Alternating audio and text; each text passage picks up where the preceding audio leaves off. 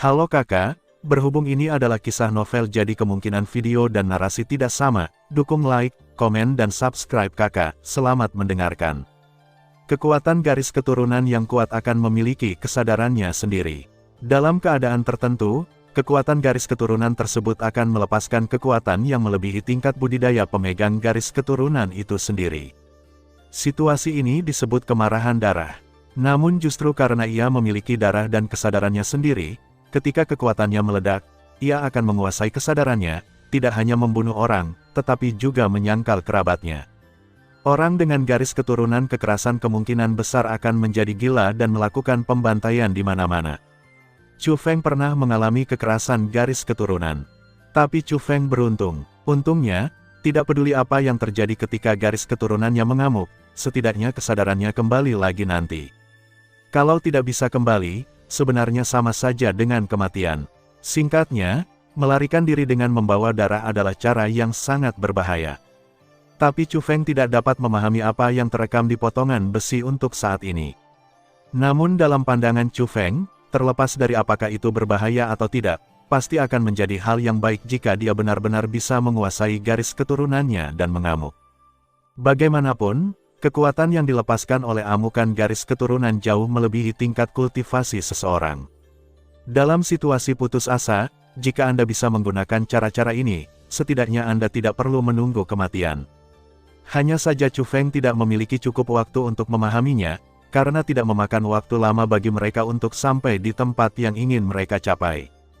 Kenapa? Kenapa kamu keluar? Setelah keluar dari terowongan penghalang, Wang Qiang awalnya sedikit bingung. Tapi ketika Wang Qiang melihat lokasi yang direkam oleh susunan teleportasi, dia langsung menatap Chu Feng dengan kaget. Ini, apakah di sini? Wang Qiang menatap, nyengir, sangat terkejut. Karena mereka sudah berada di totem galaksi, yaitu dunia di mana alchemy Immortal Sect berada. Ya, bukankah aku mengatakan bahwa teleportasi melalui tempat ini sangat cepat? Kata Chu Feng. Lalu ini terlalu cepat. Sepertinya pintu masuk dan keluar dari tempat itu hanya bertahan lebih dari 1 jam, kan? Wang Qiang bukanlah orang yang tidak berpengalaman, tapi dia masih merasa tidak bisa dipercaya saat ini. Butuh lebih dari 1 jam untuk menyeberangi sungai Tianhe, yang sungguh di luar imajinasi, belum lagi mereka pernah berada di 7 alam Tianhe sebelumnya. Jarak antara 7 alam Tianhe dan totem Tianhe tidaklah dekat. Bagaimana kabarmu? Luar biasa, kan? Kata Chu Feng sambil tersenyum. Nyonya, sangat kuat, hampir melanggar hukum. Saudaraku, bagaimana caramu melakukannya? Bisakah kamu juga mengajariku?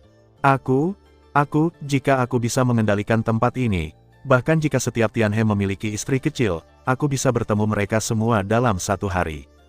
Wang Qiang menyingkirkan keterkejutannya dan menggantinya dengan senyuman cabul, seolah dia telah melihat indahnya kehidupan di masa depan. Setiap Tianhe memiliki menantu perempuan kecil, dan kita bertemu mereka sekali saja. Bahkan jika kita bolak-balik ke tanah rahasia 9 surga, sepertinya itu tidak cukup, bukan?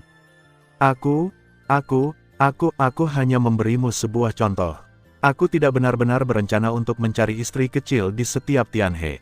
Maksudku, lebih mudah untuk menguasai susunan teleportasi ini, dikatakan. Saat ini, hanya saya yang bisa menguasainya. Saya belum menemukan cara bagi orang lain untuk menguasainya. Saat Chu Feng berbicara, dia naik ke udara dan terbang langsung menuju ke arah alchemy Immortal Sect. Wang Qiang juga segera mengikuti, saya mengetahuinya satu persatu. Anda harus mengajari saya. Itu perlu. Chu Feng tersenyum. Meskipun Chu Feng memiliki banyak saudara yang baik, Wang Qiang cukup penting bahkan di antara banyak saudara yang baik. Kecuali hal-hal yang tidak bisa dibagikan, seperti kekasih, Chu Feng pasti akan membagikan apapun yang bisa dibagikan kepadanya. Dunia ini awalnya adalah markas dari Sekte Abadi Alkimia. Secara logika, seseorang tidak dapat bepergian dengan bebas ke sini. Tapi sekarang tidak ada hambatan, dan tidak ada seorang pun dari Alchemy Immortal Sect yang terlihat sama sekali. Sebaliknya, saya bertemu banyak orang yang bukan anggota Alchemy Immortal Sect, dan mereka semua datang untuk menonton kesenangan itu. Dan dilihat dari ucapan mereka, dipastikan bahwa Sekte Abadi dan Dao memang mengalami bencana. Tidak lama kemudian, lautan api mulai terlihat. Dari kejauhan, itu adalah lautan api yang nyata, meliputi area yang terlalu luas. Setelah mendekat, Anda bisa merasakan teror lautan api ini, dan seluruh alchemy Immortal Sect tertutup oleh lautan api. Belum lagi masyarakatnya, banyak bangunan yang diberkati pembatas telah terbakar menjadi abu. Perasaan panas yang mengerikan itu seperti binatang buas yang tak terlihat, menyapu segala arah. Tidak hanya di dalam Sekte Alkimia Abadi, tetapi juga di sekitar Sekte Alkimia Abadi, semuanya tandus dan semuanya hancur. Orang dengan tingkat kultivasi yang lemah bahkan tidak dapat mendekat, dan bahkan mereka yang memiliki basis kultivasi yang kuat pun tidak berani memaksa masuk. Aku akan menghapusnya. Oke, metode yang sangat ampuh, bukankah ini sesuatu yang bisa dilakukan oleh dewa sejati, kan? Bagaimana, saudara-saudara, apakah ini metode nenek kita? Wang Qiang memandang Chu Feng, matanya menyala.